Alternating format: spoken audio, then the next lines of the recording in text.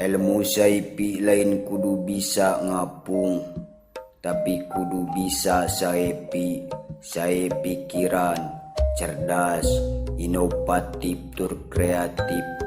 Sakumaha atos dijelaskeun dina video anu tos kalangkung kamari.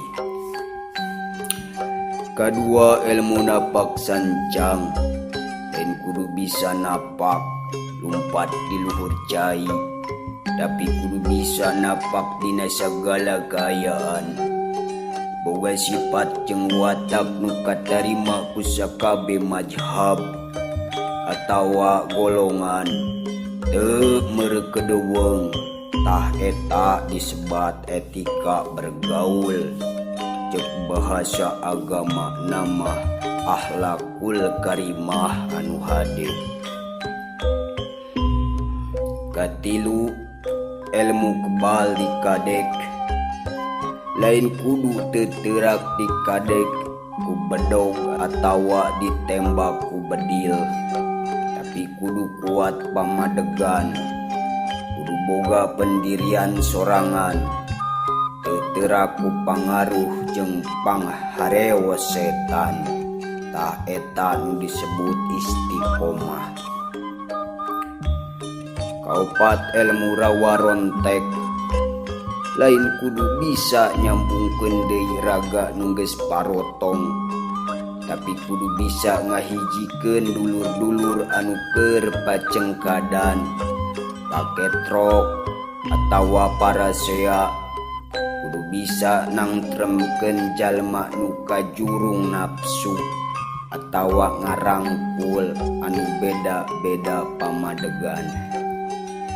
Anu kalima, ilmu halimunan, lain kudu bisa ngaleungit, tapi kudu bisa nyumput dinu caang, bijil dinu poek, hartina ulah ujub, ria jeung takabur. Asa aing pangakangna siga nu heueuh, pepelekak asa aing nu pangwanina. Tah eta dulur-dulur lima kailmuan anu kudu bisa kataekan jeung bekel kahirupan. Umat dulur-dulur sadaya, hidup kedah akur, guyub jeung dulur jeung batur, daria jeung baraya, silih gumati jeung wargi, sariksa jeung tatangga, ulah sok pundungan jeung teu kaopan, tetep renggenek hirup sauyunan jeung babaturan, ulah sok asa bener sorangan, tah kakara napel anu disebut rahmatan lil alamin. Mangga ieu lain Sunda wiwitan, tapi Sunda kanyataan luyu jeung zaman, nu dituju iwalti ridho nu maha kawasa Allah subhanahu wa ta'ala.